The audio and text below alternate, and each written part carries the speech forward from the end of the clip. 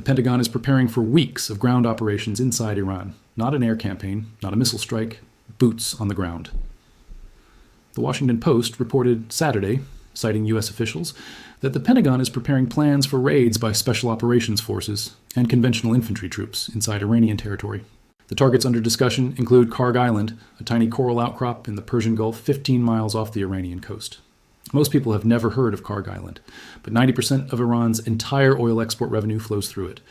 And here's the part nobody is saying out loud. Iran already knows the Americans are coming. It has been laying traps on that island for weeks. This is not a plan being discussed in a conference room. This is a plan being discussed while the enemy reads the same headlines and digs in. Historical reference, plus military data, plus strategic location. The air campaign began on February 28th. The original plan was simple: destroy Iran's missile capacity from the air fast enough that the interceptor stockpiles would hold. Week 1, 500 Israeli fighter jets, 1,200 bombs in 24 hours. CENTCOM declared air dominance within 2 weeks. Week 4, Iran was still launching. The Houthis entered the war, and the Pentagon started planning what comes next. Here's the problem that 4 weeks of airstrikes did not solve. Iran still controls the Strait of Hormuz. The strait has been effectively closed since March 4th. Oil prices have surged more than 40% since the war began. The IEA released the largest emergency petroleum reserve in its 52-year history, and prices still did not stabilize. The air campaign was designed to end in days. It is now in its 5th week. And the one lever nobody has pulled, the one option that has been on every planning table since the first week of the war, is Kharg Island. The air war did not break Iran's will. Now someone in Washington is asking what comes next. The Washington Post's report on Saturday was precise and deliberate. Pentagon officials said the plans, which fall short of a full invasion, could involve raids targeting coastal sites near the Strait of Hormuz and the possible seizure of Kharg Island. The objectives, according to those officials, would probably take weeks, not months, to complete. One official put the timeline at a couple of months. The force being assembled is significant. The USS Tripoli amphibious assault ship arrived with 350 sailors and Marines on March 27th. The USS Boxer and 2 additional ships are en route from San Diego. An additional 3,000 troops from the Army's 82nd Airborne Division are deploying to the region. IISS senior fellow Reuben Stewart, analyzing the force composition for Al Jazeera, stated it with precision. The force being deployed is consistent with discrete, time-limited operations, not a sustained ground campaign.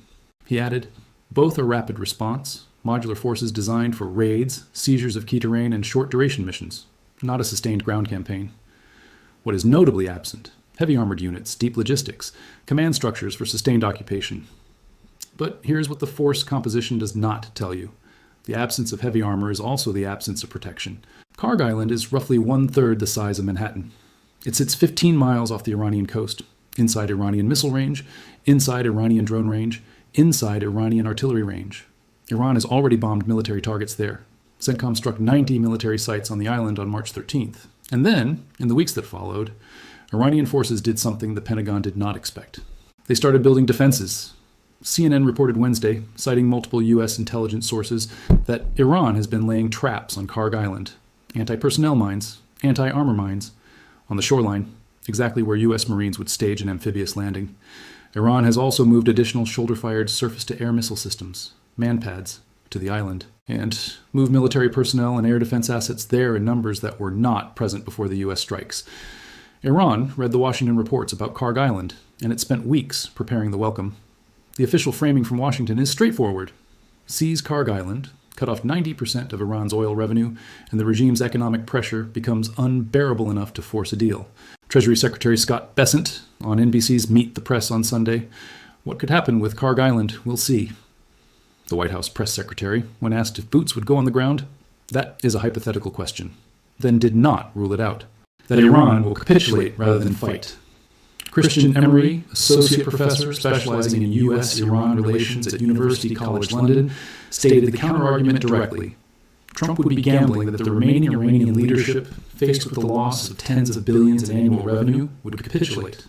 But he added, military success is by no means guaranteed, with the real risk of it spiraling into a far more dangerous situation. The Foundation for Defense of Democracies published an analysis Saturday with a title that did not soften the conclusion. Why seizing Iran's Kharg Island could be a trap of America's own making. The island that looks like leverage from Washington looks like a kill zone from the coastline of Iran. Here's what a Kharg Island ground operation actually looks like. Not from a briefing room, but from a geography map. Kharg Island sits at the western end of the Persian Gulf. It is more than 350 miles past the Strait of Hormuz, deep inside the Gulf. Every ship carrying troops, supplies, and equipment to the island must first transit the Strait of Hormuz, the Strait of Hormuz that Iran currently controls. Then those ships must travel the length of the Persian Gulf. Then they must linger close to the Iranian coastline, inside range of Iran's coastal defense systems, for the duration of any occupation. The FDD analysis made the logistics chain explicit. U.S. Navy destroyers would be required to provide ballistic and cruise missile defense not only for troops on the island, but for the amphibious ready groups and support craft sustaining them. These naval assets would then be unavailable for other tasks, such as convoying oil tankers through the strait, the FDD analysis stated. The ships needed to open, the strait would be committed to defending the island simultaneously, and Iran has explicitly stated what happens next. Parliament Speaker Mohammad Bagher Ghalibaf warned Saturday, Iran is closely monitoring all U.S. movements in the region, especially troop deployments. Iran's IRGC naval commander stated that once the USS Abraham Lincoln Carrier strike group comes within firing range, their words, we will avenge the blood of the martyrs.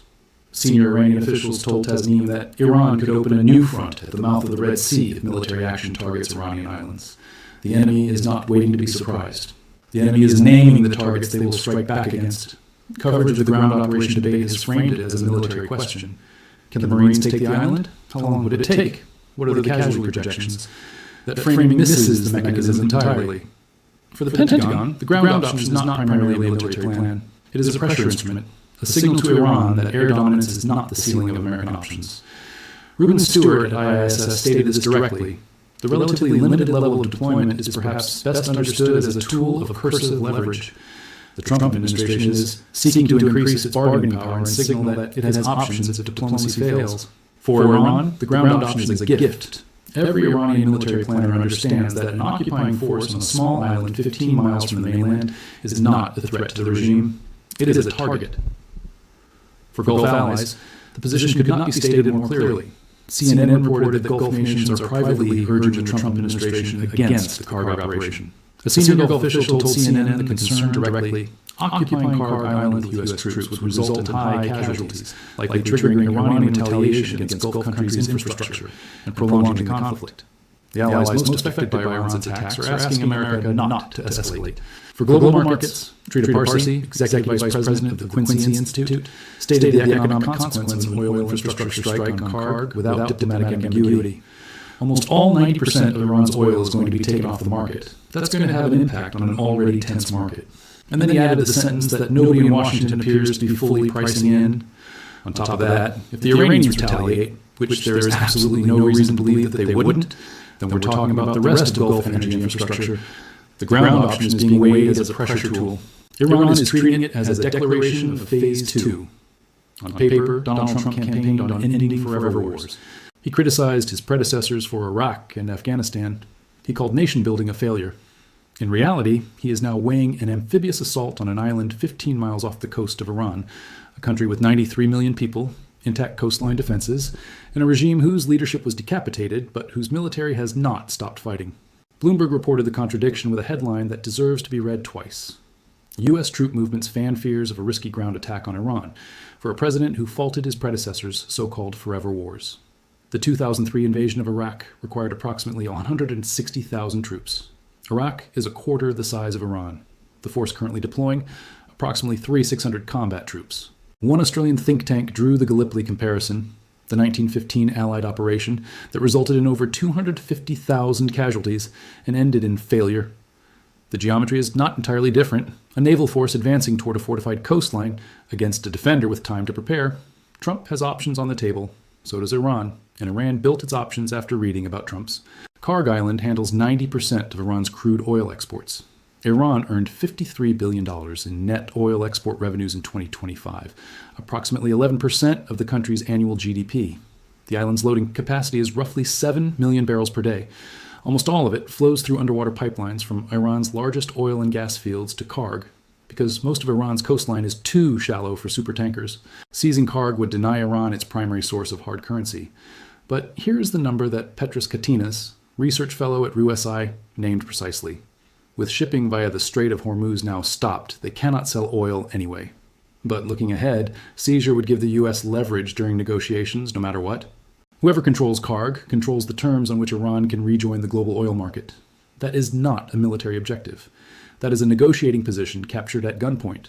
Pakistan, Saudi Arabia, Turkey, and Egypt are meeting in Islamabad today to push for diplomacy, and the Pentagon is planning a ground assault. Both are happening simultaneously. The decision has not been made. The Washington Post was explicit. Whether Trump approves the plans remains uncertain, but the force is already moving. The Marines are already in the region. The 82nd Airborne is en route. Iran is already laying mines on the beach. The air campaign was supposed to end in 4 days. It lasted 4 weeks. And now the physical positioning of forces is making certain choices harder to walk back. A ground operation planned to take weeks, not months, launched against a defended island 15 miles from a nation of 93 million people that has explicitly stated it will retaliate, carries a timeline that no official has actually guaranteed. The men who will land on that beach are not in those planning meetings. They are on ships. None of this has been authorized, but all of it is already in motion. What happens on day 2?